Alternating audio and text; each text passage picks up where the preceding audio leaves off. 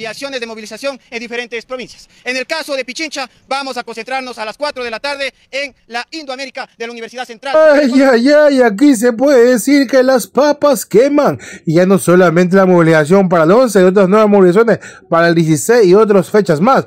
Pues aquí, más allá de lo que muchos dirán, los tirapiedras, los señores de la UNE, lo que es el Frente de Trabajadores, se han sumado muchos más comités, como también la FES, la FEWE, y hasta el Comité de Empresas y de Trabajadores de la Empresa Eléctrica, y entre otros, quienes suman un gran frente social, quien sale a rechazar todas estas políticas hambreadoras del señor Noboa, y sobre todo estas reformas que van por encaminar lo que se está viendo desde hace mucho, se ha advertido. Quieren privatizar todo y sobre todo llevar a la jubilación, casi imposible. Déjanos tu like, comparte este video, suscríbete a YouTube, síguenos en las redes y revisemos el tema. La demanda que el día de hoy vamos a presentar a la Corte Constitucional tiene como objetivo botar abajo las pretensiones del gobierno nacional de avanzar en la vulneración de los derechos de los trabajadores, de los servidores públicos, al igual que también de los jóvenes. Es evidente que Noboa, en su desesperación de cumplir con el Fondo Monetario Internacional, pretende, mediante la ley de integridad pública, avanzar en el achicamiento del Estado, despidiendo a los trabajadores a quienes les ha dejado en la indefección al eliminar el artículo 89 de la LOCEP, pero al mismo tiempo al haber incorporado a los trabajadores de las empresas públicas, al igual que a los trabajadores que están bajo el Código del Trabajo, en esta ley que evidentemente no garantiza los derechos de los trabajadores y peor todavía que resuelva los problemas de los mismos. De igual manera, cuando se pretende, en base a esta ley, impedir que los trabajadores al jubilarse a los 60 y 30 años de edad puedan irse con su estímulo jubilar, nos están obligando a quedarnos 5 años más en las empresas públicas o en las instituciones autónomas para poder ser beneficiados de lo que establece el mandato 2, al igual que también de lo que establece el mandato 4, que como producto de la unidad, de la organización y de la lucha de los trabajadores y servidores públicos, alcanzara el estímulo jubilar en la Asamblea Constituyente de Montecristi. Es decir, ante estos hechos, es evidente que los trabajadores, la juventud y los pueblos debemos defender el derecho a vivir con dignidad. De igual manera, esta demanda, evidentemente, que vamos a presentar el día de hoy y en la cual vamos a firmar las diferentes organizaciones, tiene también un elemento central. La demanda que presentamos es incluso por la forma. La Asamblea Legislativa, de manera inconstitucional, da paso a esta ley, una ley económica urgente que debía haber tratado solo una materia. Sin embargo, hace reformas a 19 leyes, entre ellas la ley de servicio público, la ley de empresas públicas, el Código del Trabajo, el de la niñez y la juventud, al igual que también vulnera la ley monetaria, que también establece reformas incluso al Banco Central. Es decir, es un sinnúmero de cosas que se están haciendo en este tipo de leyes, ¿no es cierto? Que no sabemos cuáles asambleístas son los iluminados como para hacer esto, mientras pasan jugando en el TikTok o mientras pasan en el tema de WhatsApp y otros incluso dibujando. No nos pueden decir que han atendido, ¿no es cierto?, en menos de 15 días las reformas de 19 leyes. Por todas estas cosas, vamos nosotros junto a las diferentes organizaciones a presentar esta demanda de inconstitucionalidad. De la prensa, compañeras y compañeros, nosotros hemos venido manifestando que esta trilogía de leyes significan un avance más del oficialismo para apuntalar su gobierno, pero de manera corrupta, o sea, incongruentemente de lo que ellos están votando. Si hablamos de corrupción, veamos lo que ha pasado en los últimos días. En la Asamblea, un miembro de la Asamblea de ADN contratando a sus familiares. El ex ministro de Salud tuvo que renunciar porque estaba viendo aspectos corruptos vinculados a grupos que estaban a favor de ADN. Entonces, ¿de qué corrupción me dicen? Que están peleando.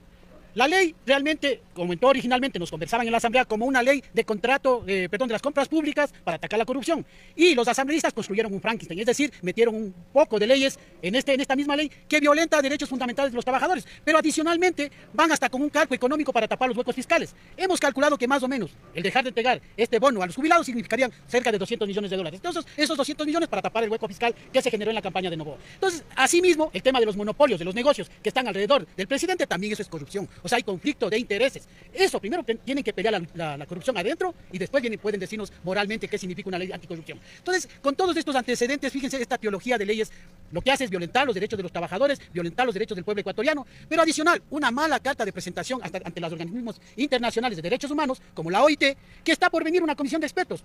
¿Con qué carta de presentación van a decir que no están violentando los derechos de los trabajadores cuando estas leyes ni siquiera han sido socializadas? Imagínense lo que decía Nelson. ¿Cómo podemos imaginar que asambleístas de este tipo, de esta índole, que se pasan jugando, que pasan solo escuchando y leyendo lo que les mandan a leer, hayan estudiado y analizado esta teología de leyes? Entonces me parece que con estos antecedentes tenemos una asamblea de ADN adepta a lo que diga el Ejecutivo, tal como lo que pretende la ley de inteligencia que ya le entregamos. Entonces, con estos aspectos me parece que todas las organizaciones nos hemos unido, van a haber más demandas de inconstitucionalidad para presionar a la Corte, que es una necesidad de los ecuatorianos, que se echen abajo estas leyes que están perjudicando a los trabajadores y al pueblo ecuatoriano. ¿En qué tiempo creen que puedan la Corte Constitucional responder? Porque puede demorarse mucho tiempo y hasta eso las jubilaciones se pueden seguir. Por eso mismo hemos accionado de que muchas organizaciones, otras van a entregar demandas, vamos a salir a las calles para presionar que la Corte se reúna. Ya aprobó ya aprobó la ley de, perdón, ya dio paso a la ley de solidaridad. Entonces, en ese mismo tiempo esperemos que la Asamblea, la Corte Constitucional, perdón, con esta misma celeridad trate las demás leyes, porque es urgente para el país, no son cualquier ley. La Corte Constitucional debe ver que en el sentido de forma y de fondo están violentando derechos fundamentales y están violentando la Constitución. ¿No temen que les pase lo mismo que con la ley de solidaridad? Es decir, ¿dónde van a ir demandas? Bueno, con la ley de solidaridad lo que no dieron paso es a las medidas cautelares, pero tienen que dar paso a estudiar por lo menos, porque no creo que vayan a darse. Por eso digo, si la Corte Constitucional tiene que darse un baño de moralidades ahora, porque no está pidiendo un grupo oligárquico, está pidiendo el pueblo ecuatoriano. También tenemos medidas cautelares. Actuación con sentido común y una actuación de justicia. Los trabajadores rechazamos esta ley porque hay una regresión de derechos. Este es un principio fundamental en la Constitución. Los derechos de los trabajadores son irrenunciables, intangibles. Y hoy con esta ley se pretende evidentemente vulnerar estos derechos. Seguimos el debido proceso, somos respetuosos del marco legal y constitucional, por eso estamos aquí. Y aspiramos que la Corte con agilidad dé una respuesta a la preocupación que tienen miles de mujeres y hombres, de servidores públicos, de trabajadores de las empresas públicas, de trabajadores en general. Así que esta es el debido proceso. Sin embargo, siempre hemos estado convencidos que esto estará acompañado de la movilización social, porque esa es la razón por la que hoy los trabajadores eléctricos estamos aquí junto a la UGTE, junto al Frente Unitario de Trabajadores y frente también a nuestra central sindical, la CEDOCUT y las demás organizaciones sociales de jóvenes y trabajadores. Dentro del Frente Unitario hay una inconformidad con la evaluación de desempeño. ¿Creen que los profesionales están en la capacidad de ser evaluados? Bueno, esto es parte del contenido de esta ley. Es decir, aquí necesitamos que obviamente se respete el derecho que tenemos los trabajadores a impugnar, incluso en un momento determinado, medidas que pretenderán obviamente caer sobre la espalda de los trabajadores. Nosotros no somos responsables de las compras públicas, nosotros no somos responsables de la falta de provisión de insumos, de materiales, de energía en el país. Entonces, si esto y con esta lógica vamos a ser juzgados o evaluados, sin duda las consecuencias van a ser despidos, inestabilidad, y eso perjudicará a miles de familias. ¿Considera que, o sea, no están en la capacidad de ser evaluados? No, los trabajadores vamos a hacer... Es que el gobierno hace pensar como que ustedes nunca han sido evaluados, han sido evaluados cada año. ¿Qué decir de esto? Mire, no es algo nuevo para ustedes, sino que simplemente sería 2 veces al año. En las empresas públicas y en el sector público los trabajadores somos permanentemente evaluados. Lo que tememos es que en torno, ¿no es cierto?, a una evaluación malintencionada y maliciosa se quiera atentar la estabilidad de los trabajadores. Además que las personas que estarían evaluando también son personas puestas por política, ¿no? A ver, a mí me parece que hay 3 elementos muy importantes que el pueblo ecuatoriano debe conocer. Primero, el nuevo Ecuador retrocede un siglo atrás, porque la estructura de la ley es al puro estilo de las leyes Trole, que se planteaba en el siglo anterior. No únicamente por el número de leyes que reforma, sino porque se estaría legalizando la flexibilización laboral en el país. Segundo, aquí no estamos corriendo que nos evalúen, porque los servidores públicos permanentemente hemos sido evaluados. Pero talento humano, o el jefe inmediato, o el patrono no puede ser juez y parte, porque son ellos quienes van a elaborar el reglamento, son ellos quienes van a ponerte la evaluación, y serán ellos quienes te ejecuten el famoso despido en los hechos. Anterior a la ley, quien lo hacía es el Ministerio del Trabajo. Un tercer aspecto es el derecho al trabajo, que el gobierno no quiere entender que el trabajo es parte de los derechos humanos, parte de los derechos fundamentales, y eso en sí está en riesgo. Está en riesgo porque obviamente hay alrededor de 490,000 servidores públicos en nuestro país que no tendrían estabilidad laboral, porque la estabilidad laboral que le garantizaba el artículo 23 antes de la reforma y el 89, el uno ha sido eliminado el 89 y el otro ha sido reformado. O sea, la estabilidad y derecho al trabajo se justifica o lo reemplaza el tema de la eficiencia y el tema de la excelencia. No puede haber entonces excelencia o eficiencia si no le garantizan al servidor público, al trabajador, estabilidad, salarios justos y todos los beneficios de ley. Entonces no podemos hablar de eficiencia, porque adicional a esto está en riesgo los más de 65,000 servidores públicos que tienen nombramiento provisional. Entonces, ¿qué están haciendo con esta ley? ¿Legalizar la esclavitud moderna asalariada? Porque dice la ley que obviamente hoy le pueden contratar, luego de la reforma, con un contrato ocasional que va a durar 1 año, 2 años, 5 años, 10 años. Y no le van a dar este concurso de méritos de oposición para que tenga nombramiento definitivo. Entonces, está en riesgo la estabilidad, porque se vulnera ese derecho hasta que la persona trabajadora pueda reproducir, pueda ser madre. Dice que le garantizan la estabilidad únicamente hasta que termine la lactancia. Y después, ¿cómo sostiene a sus hijos? ¿Cómo alimenta a sus hijos? O sea, es un tema gravísimo. Finalmente, ¿se ha reformado la ley de seguridad social? No, pero nos camuflan, nos quieren engañar, porque nos están obligando a trabajar 5 años más. La ley de seguridad social plantea 30 años de aporte o 360 imposiciones y 60 de edad. 15 años de aporte, 65 de edad. 70 años y 10 de aporte. Eso dice la ley de seguridad social. Para beneficiarse de la compensación o de la bonificación del mandato 2 y de lo que establece la LOCE 5 salarios hasta un tope de 150 a partir del 5º año, le obligan a trabajar 65 años. 70. Y nos dicen 70 años de carrera, por cierto. O sea, desde que el servidor público nació ya tiene que estar en una institución pública. Eso es el tipo de ley que nos aprueban los asambleístas, porque ni siquiera se han dado tiempo a leer. Y los docentes 75 años para beneficiarse de la bonificación. Entonces, ¿qué buscan? Despedir a los servidores públicos a fin de año. Sí, pueden jubilarse, dice a los 60, 62, sí, pueden jubilarse, pero con todo respeto, se irían sin un solo centavo luego de haber entregado los mejores años de su vida. Eso está en riesgo. Entonces, aspiramos que la Corte Constitucional actúe en derecho, porque son los llamados a interpretar la Constitución, convenios internacionales y los derechos humanos. Y esperemos que en esa línea actúen, no se pongan en traje del gobierno de turno y obviamente declaren la inconstitucionalidad de esta norma, porque, como ha dicho el compañero Martínez, desde todo punto de vista es regresiva. ¿Se van a unir a la movilización del viernes de la UNE? Bueno, la UNE es parte del Frente Popular, parte del JUDI, así que ahí vamos a estar.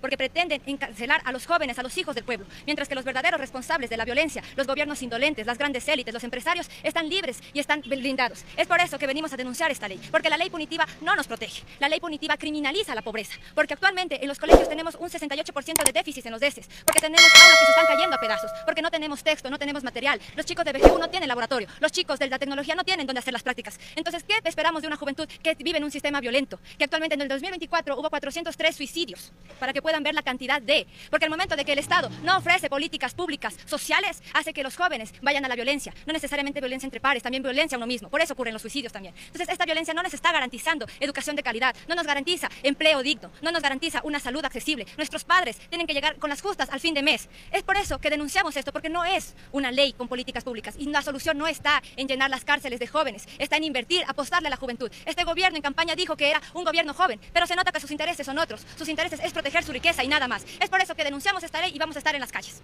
FEWE firmamos esta acción de inconstitucionalidad porque pretende despidos masivos, lo que implicará menos docentes, menos trabajadores y servidores públicos y por lo tanto menos cupos para las universidades públicas, en una realidad en la cual solo hay 170.000 cupos para más de 400.000 inscritos. Y en esa perspectiva, al no contar con el personal necesario, habrá hacinamiento en las universidades públicas, lo que no garantiza un proceso de enseñanza-aprendizaje adecuado. Y varios de nuestros compañeros son hijos de servidores. Y también nosotros, como FEWE, hemos planteado una jornada de lucha este 16 de julio, porque este gobierno indolente, mientras pretende agredir, transgredir, vulnerar los derechos de los trabajadores, adeuda 712 millones de dólares a las universidades públicas, mientras la Universidad Luis Vargas Torres está afectada en un 80% de su infraestructura, mientras por más de 2 años no han pagado las becas y ayudas socioeconómicas, mientras existe deserción por falta de recursos en las universidades. Frente a ello, convocamos en cada una de las provincias a la jornada de lucha en defensa de la universidad pública y en contra de las medidas antipopulares del gobierno de Daniel Noboa. ¿Sería una movilización de dónde a dónde o es un